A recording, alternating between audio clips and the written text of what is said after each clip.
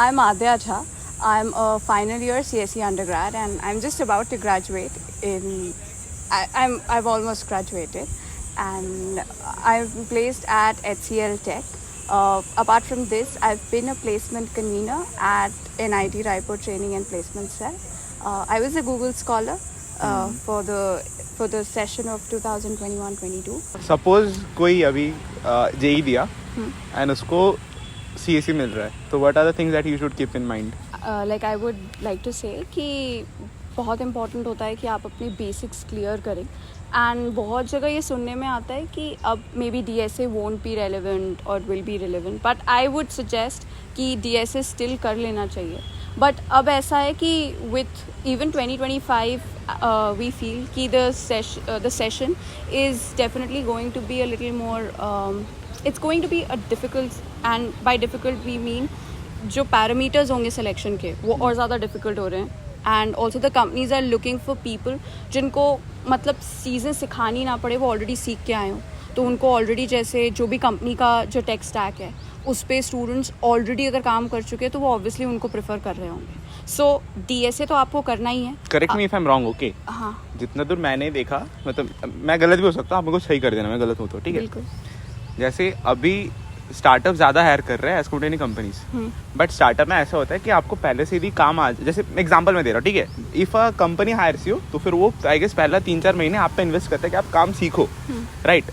But कोई startup उतना खर्चा नहीं कर पाता आप पे कि आपको काम सीखो. तो स्टार्टअप एक्सपेक्ट करता है कि आपको पहले से स्टार्टिंग से काम आए, राइट? तो इसलिए आपने बोला कि शायद से तो स्टार्टिंग से यदि आपको आता तो बेटर है. जैसे मैं भी स्टार्टअप्स के बारे में बात कर रही थी, अब धीरे धीरे और कंपनीज में भी जा रहा है. Because I mean why wouldn't, अगर DSA और बेसिक फंडामेंटल्स के साथ साथ आपको कोई ऐसा बंदा मिल रहा है जिसने ऑलरेडी उन चीज़ों पे काम किया है, तो कोई भी कंपनी वो अपने रिसोर्सेज, मतलब अगर वो रिसोर्सेज पे सेव कर सकती है, वो 3-4 महीने आप उनके लिए एक सॉर्ट ऑफ लाइबिलिटी हो जाते हो. वो आपको सिखा रही हैं और आप उनके मतलब आप उनके प्रॉफिट्स में कहीं पे भी आप कंट्रीब्यूट भी नहीं कर रहे हो. स्टार्टअप्स में क्या है कि स्टार्टअप्स का जो स्ट्रक्चर होता है, they are not very well structured. So like एक ही बंदा जो है वो हो सकता है HR का भी काम कर रहा हो, वो टेक्निकल लीड भी हो. There are very, it's like a family, you know. वो स्टेजेस ऑफ स्टार्टअप्स वगैरह होता है. You are at like home stage और विलेज स्टेज और they're different things. Let's not get into that.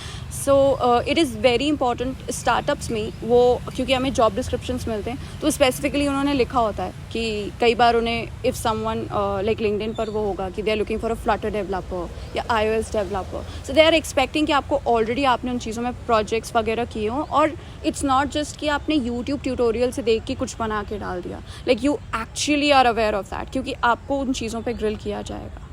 So coming to that, I would say कि be very thorough with your resume. Don't try to fake things. And so जितनी चीज़ें आप सीख सकते हैं, या तो जो भी आपकी ड्रीम कंपनीज हैं, तो be on a lookout for things. What are the job descriptions वगैरह देखो कंपनीज बहुत अच्छे से जहाँ पे भी. तो ये सब चीज़ें आई थिंक अब 1st-2nd ईयर से ही करना शुरू कर देना चाहिए. जहाँ आपके सीनियर्स वगैरह जहाँ भी अप्लाई कर रहे हैं ऑफ कैंपस, तो जॉब डिस्क्रिप्शंस में देखो कि what are the tech stack people are looking for, and see to it if that interest you. 1st-2nd year can be for exploration, कि 3rd-4th ईयर में टाइम नहीं है. तो मैम को स्कॉलरशिप मिला था गूगल की तरफ से, राइट? तो कौन से ईयर में मिला था मैम आपको? 2nd year? Yes, end of 2nd year, April 2002. तो फिर यदि कोई 2nd ईयर का देख रहा है तो वो कैसे स्कॉलरशिप निकाल सकते हैं? Everything please can you guide us from that? So जब मैंने गूगल स्कॉलरशिप के लिए अप्लाई किया था, तो उस टाइम पर ऐसा था कि पहले आपको एसेज लिखने थे. एंड अगेन एसेज जो है वो बहुत ज़्यादा इंपॉर्टेंट पार्ट होते हैं. अब शायद कोडिंग राउंड वगैरह नहीं है, सिर्फ एसेज हैं, तो ऐसे पे बहुत ध्यान देना होता है. एंड बिकॉज अब ऐसा है कि सभी अपने एसेज में ChatGPT और ये सब चीज़ें कर सकते हैं, तो इट्स इम्पॉर्टेंट कि लोग जो भी ऐसे लिख रहे हैं उसमें एक पर्सनल टच दें, अपनी पर्सनल स्टोरीज लेके आएँ. सो ऐसे इज़ वेरी इंपॉर्टेंट. उसके बाद there was a short coding round. So उस टाइम एक स्ट्रिंग और एरेज पे देयर वर 2 क्वेश्चंस. 1 घंटे में कोई एक क्वेश्चन ही करना था, and there was no advantage अगर आपने दोनों किए थे. तो आई डिड 1. उसके बाद there was half an hour session जिसको they named it video conference with a Googler, and where I had the opportunity of like my interviewer was from Australia, and yes, okay. So no, she was based in Australia, but she was I guess she was from Korea. I'm not sure. Okay. She or he? She. Oh. Okay. She Okay. was. So, and then the questions were mostly around women leadership, about women representation in tech and all of that. So, what are the measures being taken in India and world in general, and what do you think? So, उन सारी चीज़ों पर था.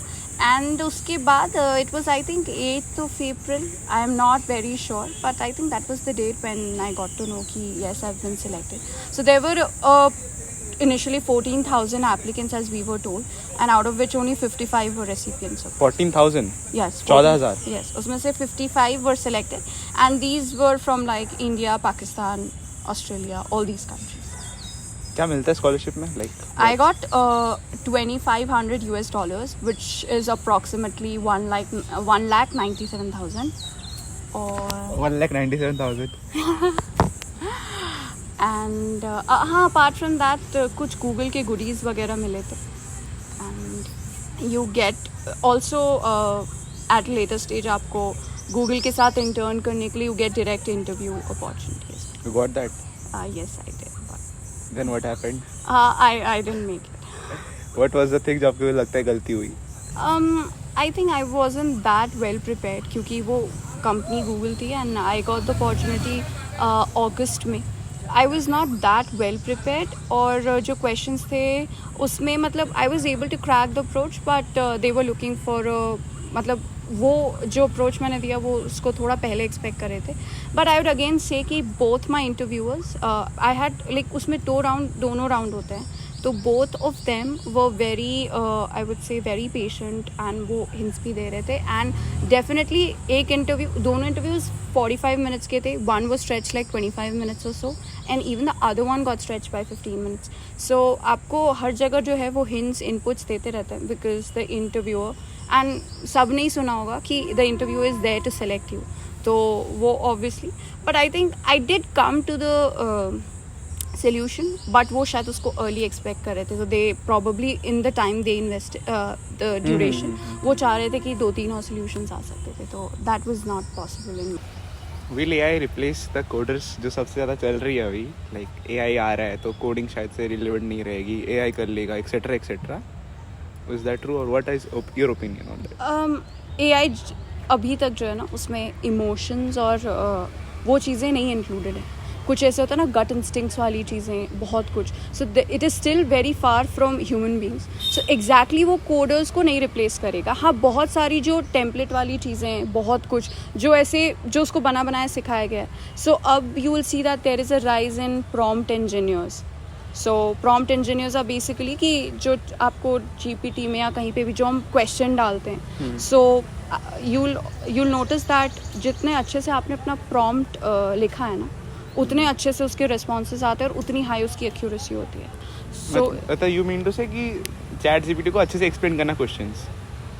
हाँ, तो वो उसके लिए भी you know a human is required, and it's not going to replace. And obviously you know like I read this quote way back, and it said that AI won't replace your job, but someone who knows AI will. So like everybody needs to know about AI. So it's that way. Like मैंने भी एक coat पढ़ा था कि calculator never replace the mathematicians. Yes, because again a machine, any of the things they cannot actually, क्योंकि AI भी जब भी है उस पे लोग काम तो कर रहे होंगे ना. And if it is going to replace jobs, just जैसा इंडस्ट्रियल रेवोल्यूशन टाइम भी था, तो जॉब्स बहुत सारी अगर मतलब वो रिप्लेस कर रहा है तो वो नए जॉब्स क्रिएट भी होंगे, because then AI and all those different things, different jobs will be there. And तो there isn't something that you should be afraid of. But yes, I guess everyone should have a basic idea of what artificial intelligence is, how it works, because in near future बहुत सी चीज़ों में artificial intelligence use हो रहा हो. CSE इस साल better perform करेगा 2025. या ये season it's going to be difficult. Again लोग अगर हाँ it's going to recession, and 2024 से ज़्यादा वर्स ऑफ इट रहेगा 2025. I don't want to discourage, but then reality बोलनी पड़ती है, रियलिटी चेक. बट ये है कि ऑफ कैंपस अब बहुत सारी अपॉर्चुनिटीज़ रहती है, तो बेसिकली मैं स्टूडेंट पर्सपेक्टिव से बात करती हूँ, रिसेशन और सिचुएशन हमारे कंट्रोल में नहीं होता, वो तो जैसी भी है। ये बात पता है, पंकज सर भी जब आए थे ना तो उन्होंने भी बोला था कि हम लोग जो 2025 वाला होगा उसमें तो रिसेशन हिट करेगा अच्छे से, अभी तक नहीं किया है। हाँ, आप वो भी अच्छे से बोले नहीं। तो अब मैं मजाक में नहीं ले रहा हाँ, इस चीज को। सो ये चीज़ है कि हाँ मतलब दैट ये ट्रूथ है ना, और हम हाइड करने का कोई पॉइंट नहीं।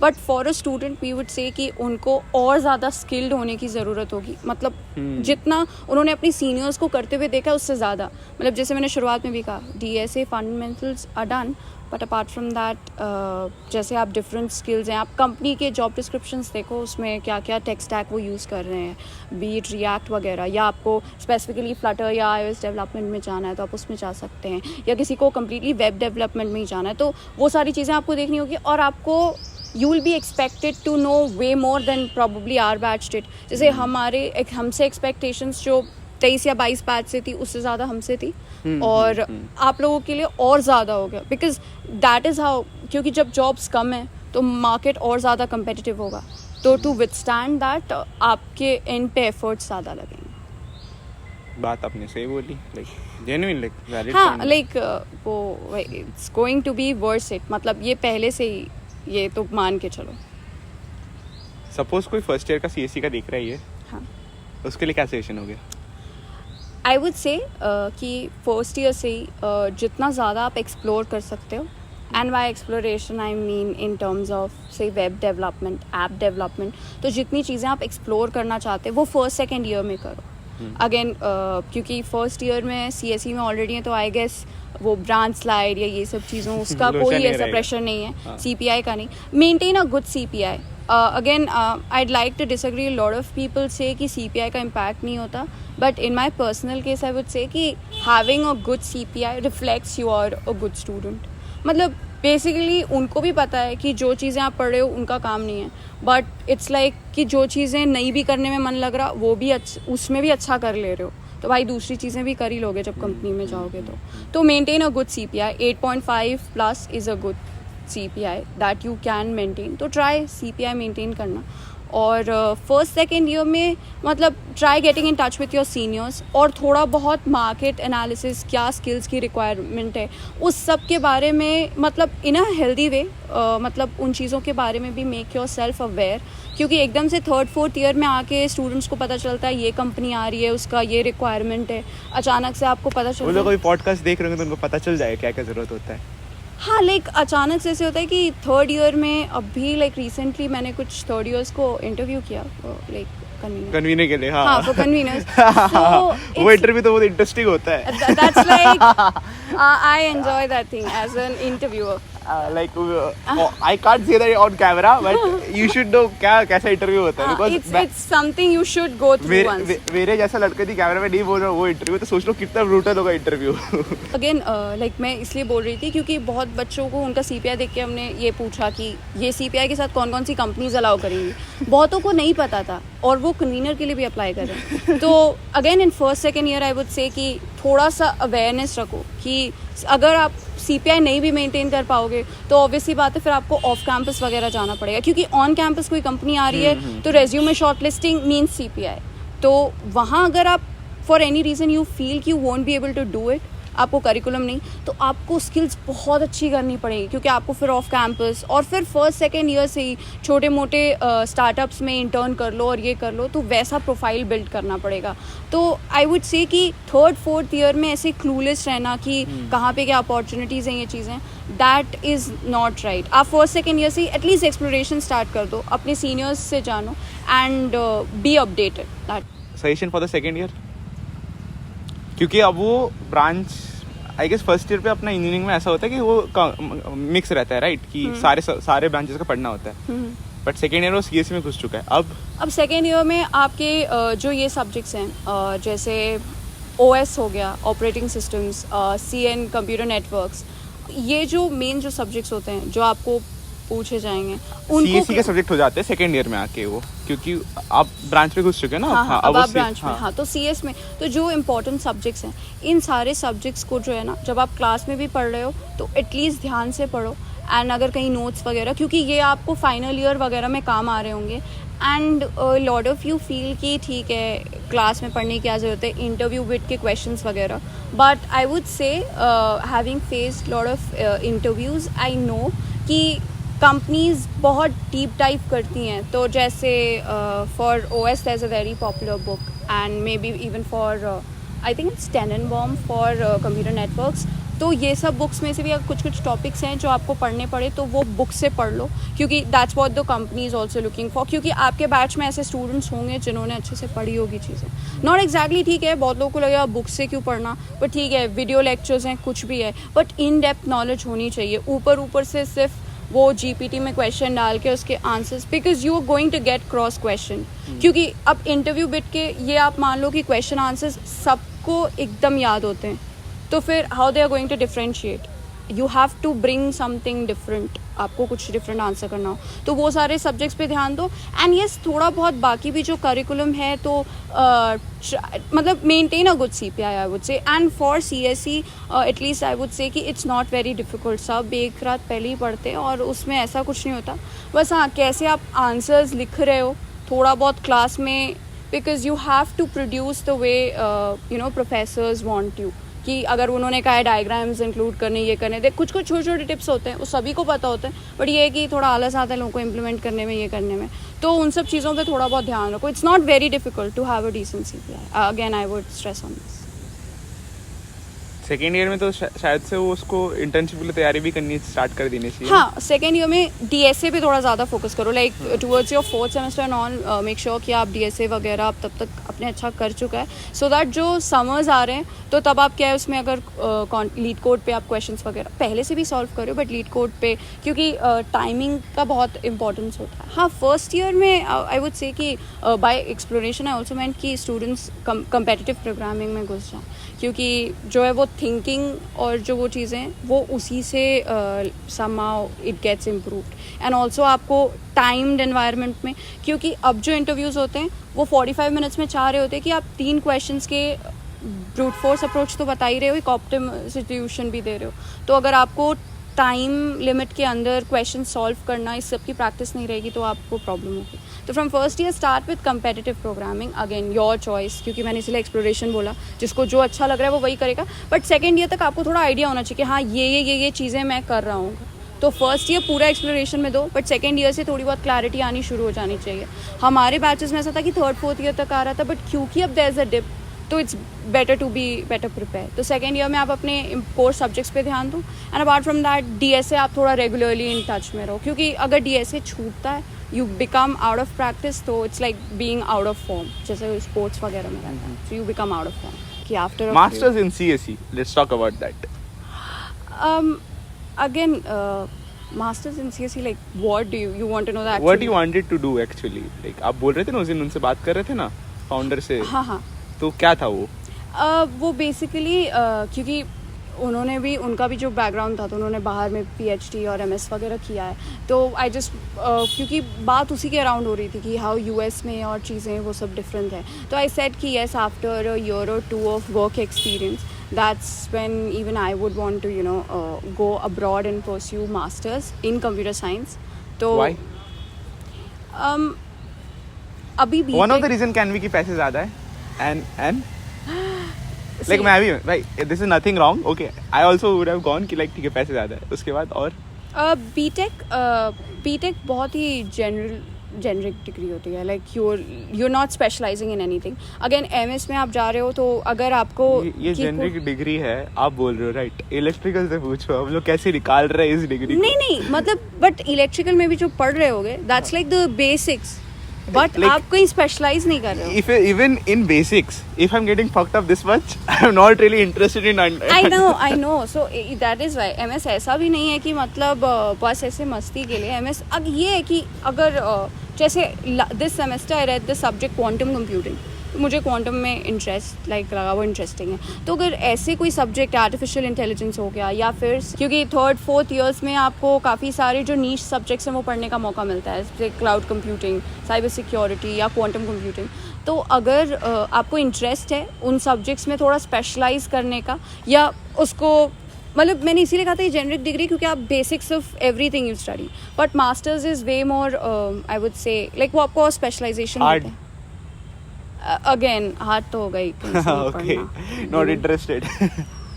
नहीं मतलब हाँ डिफिकल्ट तो होगा क्योंकि आप एक ही सब्जेक्ट को 2 साल तक पढ़ रहे हो, थीसिस वगैरह लिखना पड़ता है, तो it's going to be difficult. But हाँ अगर आपको एक चीज़ में स्पेशलाइज करनी है उसी इंडस्ट्री में, अगर आपको पता है आप जाना चाहते हो और ज़्यादा you know you want to get cover the like get deeper into a subject, तो then masters is and then again उसके डिफरेंट रीजंस तो हैं. आप बाहर जाओ तो you get to connect with a good alumni base and all of that, so there are a lot of different advantages.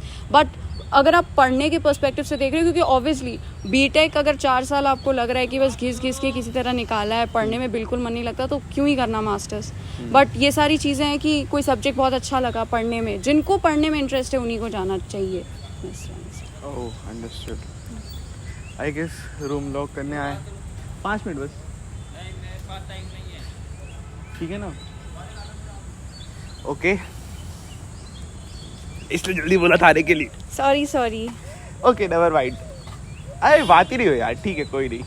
I guess this is the end because हमारे guard भैया रुकने निकलने बोल रहे हैं. बट ठीक है कोई नहीं, हो गया 15-20 मिनट का पॉडकास्ट हो गया. Okay signing off. I hope so कि तुम्हारा मैं इंट्रो बाद में देख लूँगा.